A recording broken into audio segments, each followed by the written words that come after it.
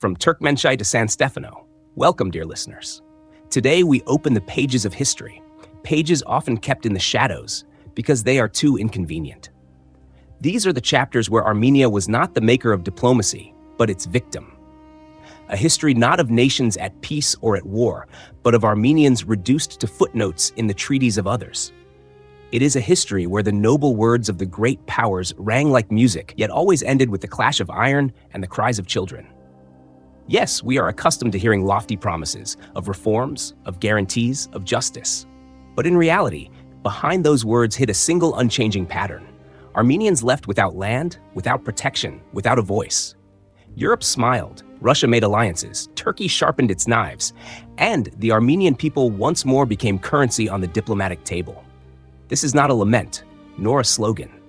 It is not a cry from the marketplace. It is an analysis, cold, precise, yet deeply human. We shall name the actors, examine the treaties, and read the lines written with ink but paid for in blood. Some may call this lecture too academic, but after centuries of betrayal, Armenia deserves at least academic justice. This conversation is not a monument of grief, but a mirror that reflects tragedy, guilt, and the sardonic irony of history itself. A nation capable of building empires for others, yet unable to build its own fortress in time. And so, we begin. Russia and the Armenian question, from Turkmenchay to San Stefano. When people speak of Armenia's betrayals, they most often recall the Berlin Congress or Lausanne.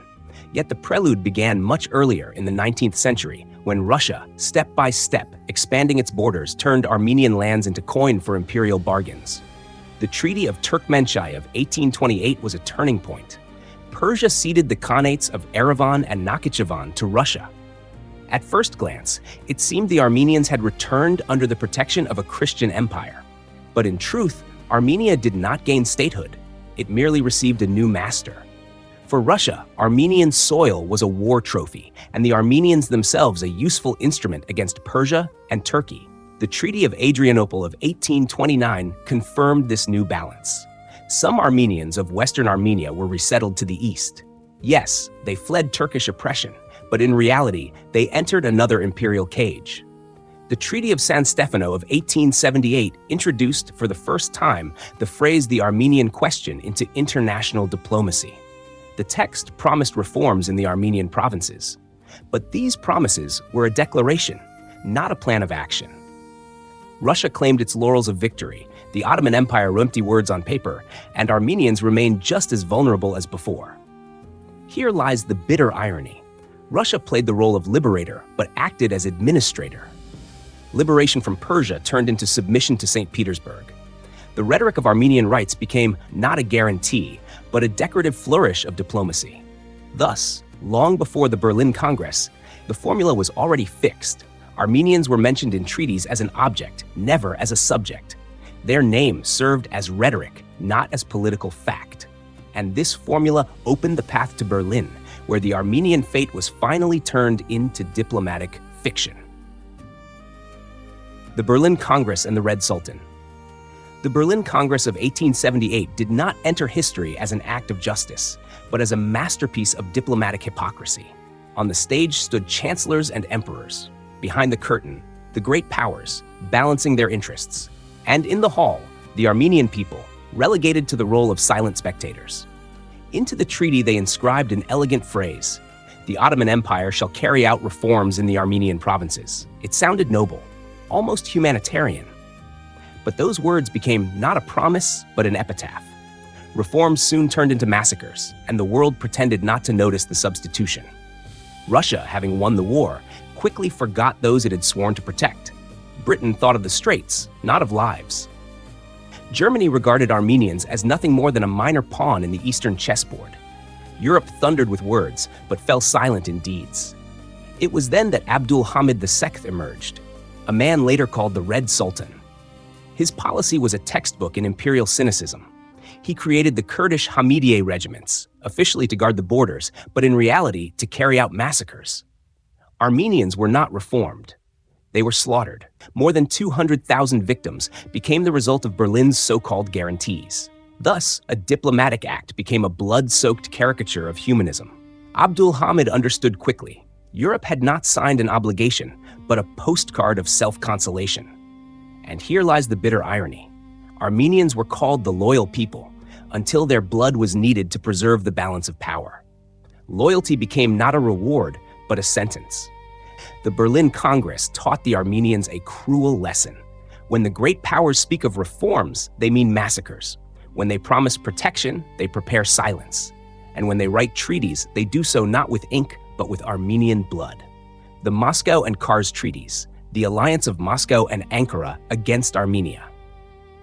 If the Berlin Congress was the first act of diplomatic betrayal, then the Moscow and Kars treaties of the early 20th century became an open auction of Armenian lands. It was no solemn Congress of Nations, but a political marketplace, where Russia and Turkey did not compete for the right to protect Armenia, but for the chance to tear its map into pieces. In 1921, Bolshevik Moscow and Kemalist Ankara concluded an alliance, sealed under two names, the Moscow Treaty and the Treaty of Kars. Different documents, yet driven by one logic: Armenia must vanish as a subject of history. According to these treaties, Kars, Ardahan, and the Surmalu district, where Mount Ararat itself rose, were handed over to Turkey.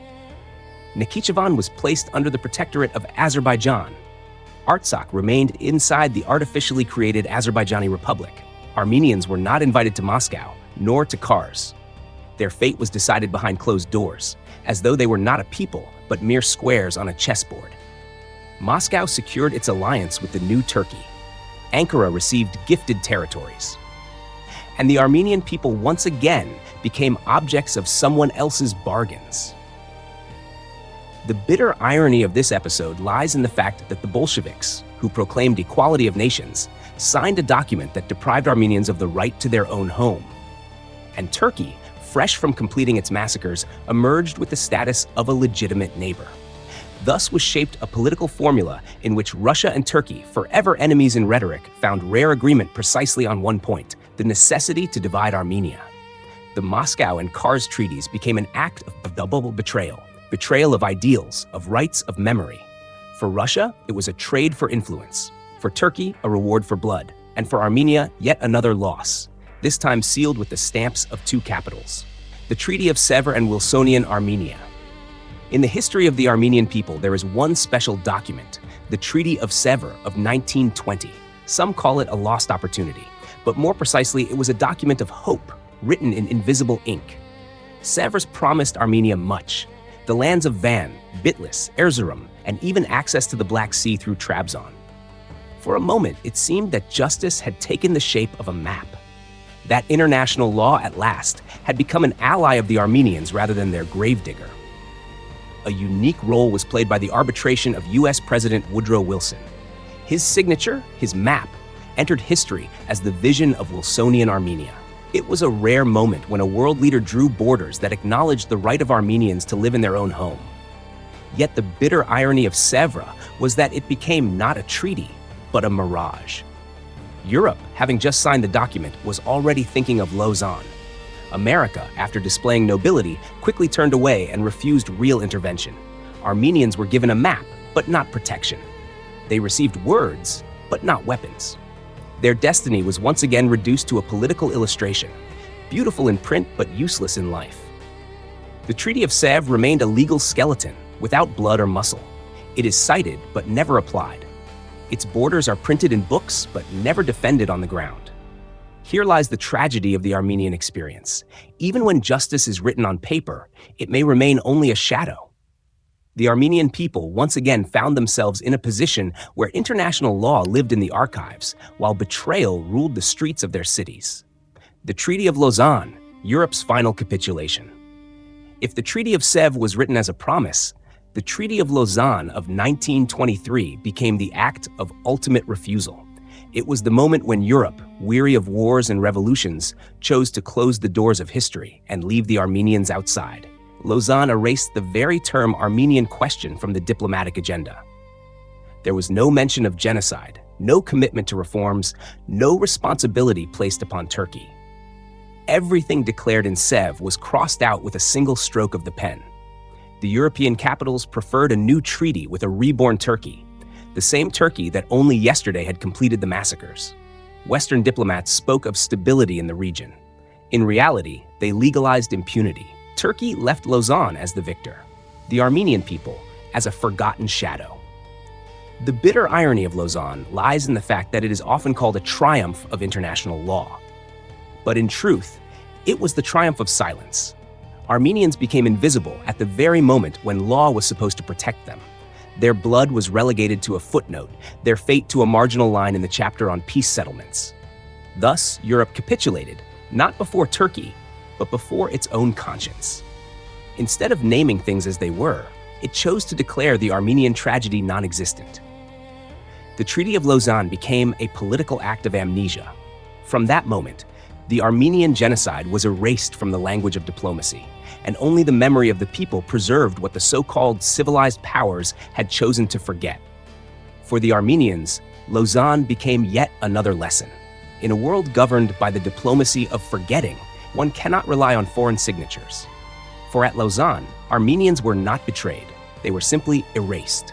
The Armenian paradox, builders of empires, yet strangers to their own statehood. The historical paradox of the Armenians is this. For centuries, they were the architects of foreign empires, yet the destroyers of their own statehood. This is not a poetic metaphor, but a pattern confirmed by documents and history itself. In the Ottoman Empire, Armenians wove the fabric of the economy. They built palaces, designed bridges, founded schools and theaters. In Constantinople, they were called the loyal people, a phrase that sounded like a compliment until loyalty itself became a death sentence. In Persia, Armenian energy transformed New Julfa into a trading capital of the East. They became intermediaries between Isfahan, Amsterdam, and Moscow, uniting civilizations into a single network of exchange. Persia prospered, Armenians enriched it, yet their own land remained bled dry. In the Russian Empire, Armenians again proved indispensable. They razed the cities of the Caucasus, developed the oil fields, entered the academies of St. Petersburg. The czars and empresses knew well, without Armenians, Russia would remain a deaf periphery. And yet again, Armenian genius served a foreign center, not its own home. The bitter irony is clear. Armenians always became the salt of the earth, yet that salt dissolved in the cauldrons of others. They built states for sultans, shahs, and czars, but left their own kingdom uncertain. They adorned foreign capitals, while their own capital lay in ruins. This cannot be explained only by external enemies. It is tied to chronic disunity among the elites, to the habit of seeking support at foreign thrones, to the absence of a strong internal institutional code. The Armenian people knew how to give prosperity to others, but not how to preserve their own. And here the lecture reaches its final meaning. The lesson of history is not simply that others betrayed the Armenians. That was predictable. The true lesson lies within. The Armenian people must stop offering their genius to others and begin gathering it into their own system. The betrayals of Berlin, Moscow, Sevres, and Lausanne were only external symptoms. The inner illness was disunity and the habit of serving foreign thrones. If this circle is not broken, history will repeat itself again. The conclusion can be stated without slogans, but with academic clarity. The destiny of the Armenian people does not depend on diplomatic capitals, nor on treaties signed by others. It depends on their ability to transform their genius from service to others into the creation of their own state. The paradox can be overcome only when Armenia ceases to be the architecture of foreign empires and becomes its own fortress. Thank you for being witnesses to this lecture and to this dialogue with history. Every word here is not only memory, but also a call to reflection. Let what you have heard be not an ornament to the ears, but a seed in the mind. If this path of thought seemed meaningful to you, remain with us. Ahead lie new pages that must be read together. Subscribe so that we may continue this dialogue. For history has no end, as long as there are those who remember and who dare to call things by their true names. Until we meet again on Heritage of the Caucasus.